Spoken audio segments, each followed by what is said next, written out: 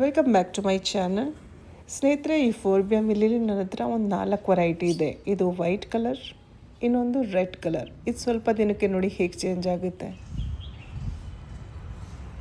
ಇವತ್ತಿನ ಡೇಟಲ್ಲಿ ಈ ಥರ ಇದೆ. ಇದು ಮದರ್ ಪ್ಲಾಂಟ್. ಇದು ಕೂಡ ಅಷ್ಟೇ ಕಟ್ಟಿಂಗಿಂದ ಗ್ರೋ ಮಾಡಿದ್ದು. ಬನ್ನಿ ಸ್ನೇಹಿತರೆ, ನಮ್ಮ ತಾರಸಿ ತೋಟಕ್ಕೆ ಒಂದು ರೌಂಡ್ ಹಾಕೊಂಬರೋಣ. ಬೆಳಗ್ಗೆ ಬೇಗ ತಾರಸಿ ತೋಟಕ್ಕೆ ಬಂದರೆ ಮಾರ್ನಿಂಗ್ ಗ್ಲೋರಿ ಎಲ್ಲ ನೋಡೋಕ್ಕೆ ಸಿಗುತ್ತೆ. ಕೆಲವೊಂದ್ಸಲ ಈ ಜಾಗ ಸಖತ್ ಪೀಸ್ಫುಲ್ ಆಗಿರುತ್ತೆ. ಪಕ್ಷಿಗಳು ಕಲರವ ಎಲ್ಲ ಕೇಳಕ್ಕೆ ಸಿಗುತ್ತೆ.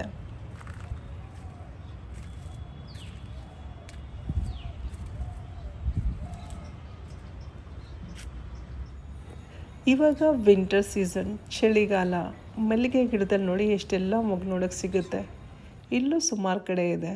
ಮಾರನೇ ದಿನ ನೋಡಿ 2 ಮೊಗ್ಗು ಅರಳಿದ್ದಾವೆ.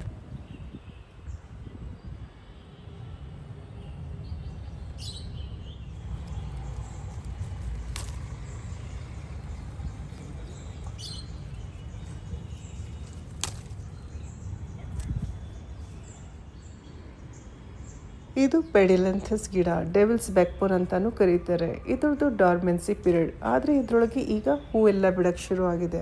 ಇದು ವೆರಿಗೇಟೆಡ್ ವೆರೈಟಿ. ಇದ್ರ ಎಲೆ ಎಲ್ಲ ನೋಡಿ ಚಳಿಗಾಲದಲ್ಲಿ ಪಿಂಕ್ ಕಲರ್ಗೆ ಟರ್ನ್ ಆಗ್ತವೆ. ಇದ್ರದ್ದು ಅಷ್ಟೇ ನನ್ನ ಹತ್ರ ಒಂದು 4 ವೆರೈಟಿ ಇದೆ. ನಮ್ಮ ತಾರಸಿ ತೋಟದಲ್ಲಿ ಯಾವ್ಯಾವ ಥರ ಹೂಗಳು ಅರಳಿದಾವೆ ನೋಡೋಣ ಬನ್ನಿ. ಪಿಂಕ್ ಕಲರ್ ಮತ್ತು ಆರೆಂಜ್ ಕಲರ್ ಜಿರೇನಿಯಂ ಅರಳಿದಾವೆ. ಇದು ಬಂಚಲ್ಲೇ ಬಿಡುತ್ತೆ. ಇದು ಇನ್ನೊಂದು ಪಿಂಕ್ ಕಲರ್, ಇದು ಸ್ವಲ್ಪ ಡಾರ್ಕ್, ನನಗೆ ತುಂಬ ಇಷ್ಟ. ತುಂಬಾ ಡಿಫ್ರೆನ್ಸ್ ಇದೆ ಅಲ್ವಾ? ಇನ್ನೊಂದು ಪಿಂಕ್ ಕಲರ್ ಸೇವಂತಿ ಹೂ ನೋಡಿ, ಇದಂತೂ 1 ತಿಂಗಳಾಯ್ತಾ ಬಂತು. ಎಷ್ಟು ಚೆನ್ನಾಗಿದೆ ಗೊತ್ತಾ? ಪಕ್ಕದಲ್ಲೇ ಇನ್ನೊಂದು ಹೂ ಕೂಡ ಬಿಡ್ತಾ ಇದೆ ನೋಡಿ. ಫುಲ್ ಡಿಫ್ರೆಂಟ್ ಆಗಿದೆ. ಮಧ್ಯದಲ್ಲಿ ನೋಡಿ ಎಷ್ಟು ಪೆಟಲ್ಸ್ ಇದ್ದಾವೆ ಅಂತ. ಇದನ್ನಂತೂ ನಾನು ನಿಜವಾಗ್ಲೂ ಸೇವ್ ಮಾಡ್ಕೋಬೇಕು.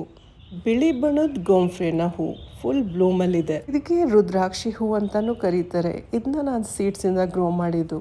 ತಿಂಗಳು ಪೂರ್ತಿ ಗಿಡದಲ್ಲಿ ಹೀಗೆ ಇರುತ್ತೆ. ಒಣಗಿದ ಮೇಲೆ ಇದನ್ನು ಸೀಡ್ಸ್ಗೆ ನಾವು ಇಟ್ಕೋಬೋದು. ಕೆಂಪು ಬಣ್ಣದ ದಾಸವಾಳ ಹೂ ಅರಳಿದೆ. ಇನ್ನೊಂದು ವೆರೈಟಿ ನೋಡಿ, ಇದು ಸ್ವಲ್ಪ ಚಿಕ್ಕದು. ನವಂಬರ್ ತಿಂಗಳಲ್ಲಿ GKVK ಎಕ್ಸಿಬಿಷನಿಂದ ಜಿರೇನಿಯಂ ಗಿಡ ತಂದಿದೆ 120 ರೂಪಾಯಿಗೆ. ಇದರ ವಿಶೇಷತೆ ಏನಪ್ಪ ಅಂದರೆ ಹೂ ತುಂಬ ದಿನ ಗಿಡದಲ್ಲಿ ಹೀಗೆ ಇರುತ್ತೆ ಫ್ರೆಶ್ ಆಗಿ.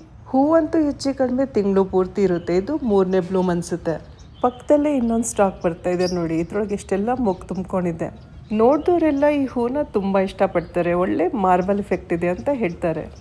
ಕೆಳಗಡೆ ಬಂದಿದ್ದಾಯಿತು.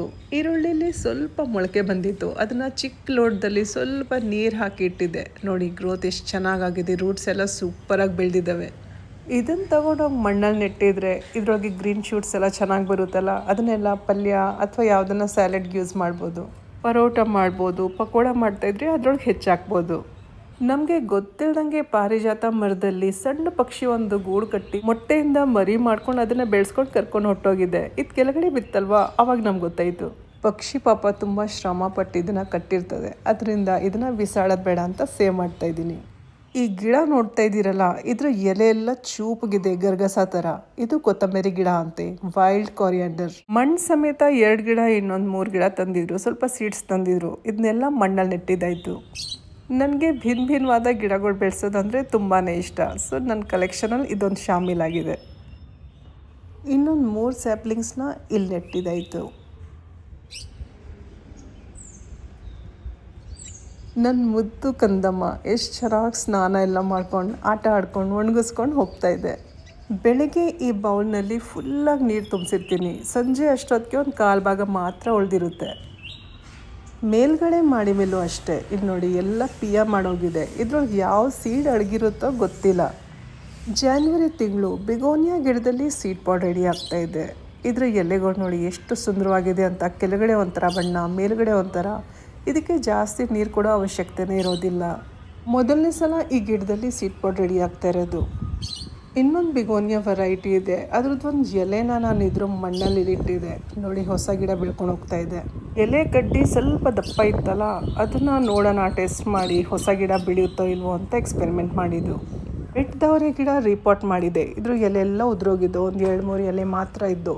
ಈಗ ಗಿಡ ಚಿಗುರ್ತಾ ಇದೆ. ಹೊಸ ಎಲೆ ಎಲ್ಲ ಬರೋಕ್ಕೆ ಶುರುವಾಗಿದೆ. ಈ ಗಿಡದಲ್ಲಿ ಬೇಗ ಹೂ ಬಿಡಲಿ ಅಂತ ನಾನು ಕಾಯ್ತಾ ಇದ್ದೀನಿ. ವಿಡಿಯೋ ಇಷ್ಟ ಆಗಿದ್ರಲ್ಲಿ ಲೈಕ್ ಮಾಡಿ, ಶೇರ್ ಮಾಡಿ. ಮತ್ತೆ ಸಿಗೋಣ ಇನ್ನೊಂದು ಒಳ್ಳೆ ವಿಡಿಯೋ ಜೊತೆ. ಅಲ್ಲಿವರೆಗೂ ಧನ್ಯವಾದಗಳು.